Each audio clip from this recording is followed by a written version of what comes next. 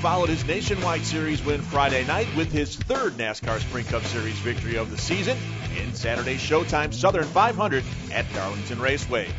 Hamlin led 104 laps en route to his first Sprint Cup victory at the 1.366-mile track and the 11th of his career. He continued his move toward the top of the Sprint Cup point standings and took over the 6th position with the win. The weekend sweep was the first at Darlington since Mark Martin accomplished the feat in 1993.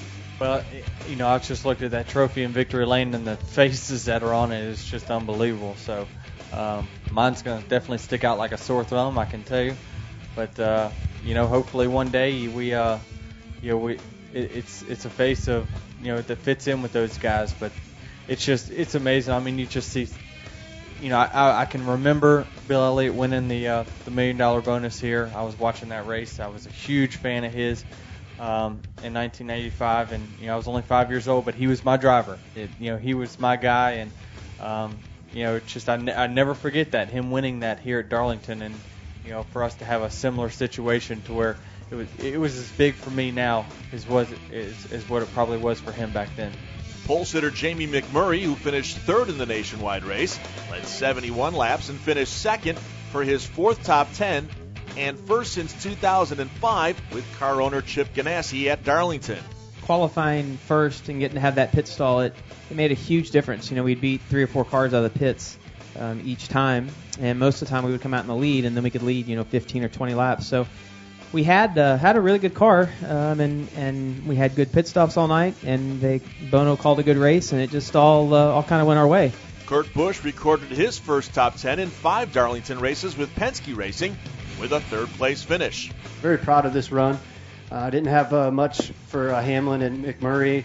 I did at certain points, but I didn't have it at the end. Those guys hit it just right. So for us to battle all night, finish third at the Lady in Black, we'll take it. Jeff Gordon led the most laps with 110, but lost track position when he missed pit road on his final stop. He came down pit road on the following lap, but the caution flew. He was forced to drive through to stay on the lead lap. That move put Gordon 13th on the final restart, but he was able to rally back to finish 4th.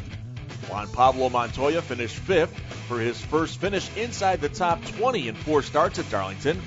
Series point leader Kevin Harvick now leads Jimmy Johnson by 110 points, rounded out the top 6. Last week's Richmond winner Kyle Busch started at the rear of the field and led 29 laps on his way to a 7th-place finish. Like Gordon, Jeff Burton was also dealt with misfortune after contending with Hamlin for the win. On lap 344, Burton was handed a stop-and-go penalty for running over his air hose on his pit stop. Burton was able to make his way back to 8th in the final rundown.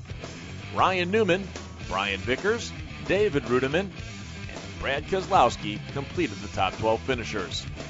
Defending series champ Jimmy Johnson endured a tough night that ended in a violent crash with A.J. Allmendinger on lap 181. Allmendinger lost his brakes as he raced through turn 3 and slid down on the track apron before spinning back on track directly in front of Johnson. They made hard contact with severe damage to both cars, although neither driver was injured. Johnson finished 36th. Be sure to check back with MotorRacingNetwork.com for the latest from Darlington, and stay with us all week.